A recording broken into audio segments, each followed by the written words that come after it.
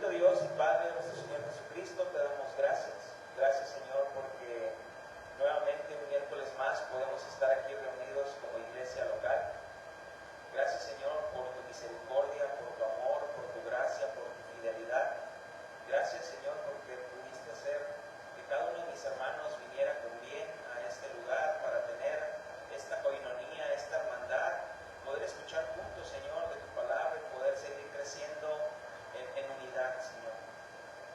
Te pido, Padre eterno y glorioso, que me ayudes, mi Dios, que me des sabiduría, me des entendimiento, Señor, para poder seguir exponiendo este libro, Señor, que es tan lleno, es un libro que está lleno de esperanza. Gracias, Señor, por aquellos hermanos que vienen en camino. Te pido, Padre, que puedan venir con bien y que lleguen con bien, y por aquellos que no van a poder acompañarnos, Señor, que desde su lugar donde nos ven, Señor, también te pido que les bendigas, Padre. Yo te doy gracias, mi Dios, en el nombre de Cristo Jesús. Amén. Ok, muy bien, hermanos, pues como saben, estamos estudiando el libro de Apocalipsis. El libro de Apocalipsis, y pues como lo hemos titulado, pues una carta llena de esperanza, ¿no? Y conforme hemos estado estudiando, pues realmente hemos visto que sí, que Apocalipsis es una carta llena de esperanza, que no es una carta o no es un libro como muchas veces se nos ha predicado y se nos ha enseñado, que más que el cristiano quiera leer ese libro y en él encontrar esperanza, terminan huyendo, ¿verdad? De leer ese libro, y termina ese libro como en mucho misticismo y terminan tratando de querer adivinar y acomodar las cosas, cuando realmente pues Apocalipsis nos va enseñando, y la profundidad de Apocalipsis es que nos muestra pues a un Dios trino, ¿no? Padre, Hijo, Espíritu Santo, y cómo el Señor es soberano, cómo el Señor está en su trono y el Señor no se mueve. Entonces, a través de este estudio, pues ya llegamos por fin al capítulo 20, pero a través del capítulo, en el capítulo 20 y a través de todos estos capítulos, pues hemos visto voy a llamarlo así, las creencias o las posiciones que se tienen en cuanto a este libro, ¿no? Que hemos visto que la más común y la que más se predica y que es más abrazada por el mundo, o vamos a llamarlo así, por los evangélicos más pentecostales, carismáticos, pues es la postura de dispensacionalismo, es la más abrazada. El hecho de que sea la postura más abrazada, pues no quiere decir que sea la correcta, y es la que más se ha enseñado. Gracias, Carlos. Entonces, y hemos estado estudiando también con las otras posturas, como puede ser, no nos hemos metido del todo, pero también hemos visto un poquito del historicismo y pues del preterismo total y del preterismo parcial, ¿verdad? Entonces hemos estado viendo cada una de estas posturas, y pues nosotros como iglesia Camino de Santidad, pues en la que más nosotros, la postura que más abrazamos, pues es un preterismo parcial, ¿verdad? Es un preterismo parcial, no abrazamos el total. Creemos que sí, algunas profecías se cumplieron, pero otras están por cumplirse. Pues estamos hablando de la segunda venida del Señor Jesucristo, el juicio final, y pues estar con Él por la eternidad, ¿verdad? Entonces, llegamos al capítulo 20, y en el capítulo 20 pudimos ver el reinado milenial. Eso fue lo que vimos hace 2 miércoles. El miércoles pasado no pude asistir, pero hace 2 miércoles empezamos a estudiar el capítulo 20 y nada más vimos el reinado milenial. Este pasaje pues tan muchas veces predicado, ¿no? Yo creo que inclusive hay versículos que se le han añadido, ¿no? Como dicen, es que Isaías 65 habla del reinado milenial, y unos dicen, y es que si ya estamos en el reinado milenial, como ustedes dicen, a ver, ¿por qué no convive la serpiente con el bebé? ¿Y por qué no convive esto y esto? ¿Y por qué? Porque realmente Isaías 65 no tiene nada que ver con el milenio. Isaías 65 nos está hablando más de ese nuevo mundo, del paraíso, ¿no? Del mundo venidero. Pero bueno, entonces ahí vimos en Apocalipsis 20, pudimos ver que Satanás pues es atado, ¿no? Satanás es atado, y decíamos que entendemos por esto de que Satanás es atado. Pues decíamos que Satanás es atado es como resultado de la obra de Cristo en su primera venida, por su muerte y su resurrección. A ese punto es el que llegamos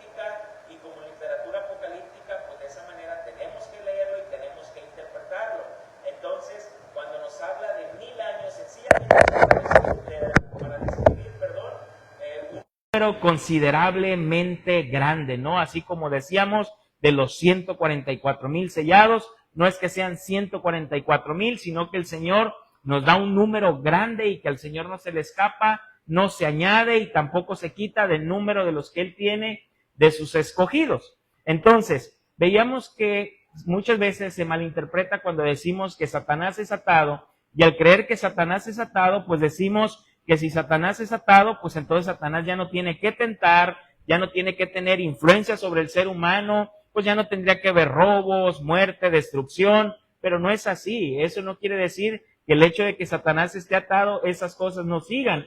Inclusive el apóstol Pedro nos decía que Satanás anda como león rugiente buscando a quien devorar. Entonces, cuando nosotros decimos que Satanás es atado, pues decíamos que es con esto, con la predicación, pues del Evangelio en la primera venida de nuestro Señor Jesucristo, y nosotros estamos atravesando este reinado milenial, de su primera venida hasta su segunda venida. No es que sean 1000 años literales, ¿no? Entonces, Satanás ya no puede engañar a las naciones como antes, porque la expansión del Evangelio cada vez está más por todo el mundo, está más por todo el mundo. Y también ahí veíamos que en Apocalipsis 20, viéndolo el reinado milenial, veíamos que los creyentes están reinando, y también pues la postura dispensacionalista tiene esta creencia de que pues será el mismo Señor Jesucristo literalmente reinando en Jerusalén y con ellos sus santos ahí en Jerusalén, pero no, lo que nosotros vemos como postura preterista parcial es que decimos que realmente nosotros estamos reinando ya con Cristo, porque el Señor reina en nuestros corazones. Es el Señor quien gobierna nuestras vidas, y espiritualmente nosotros estamos reinando con Él desde su primera venida, bueno, desde su resurrección hasta su segunda venida.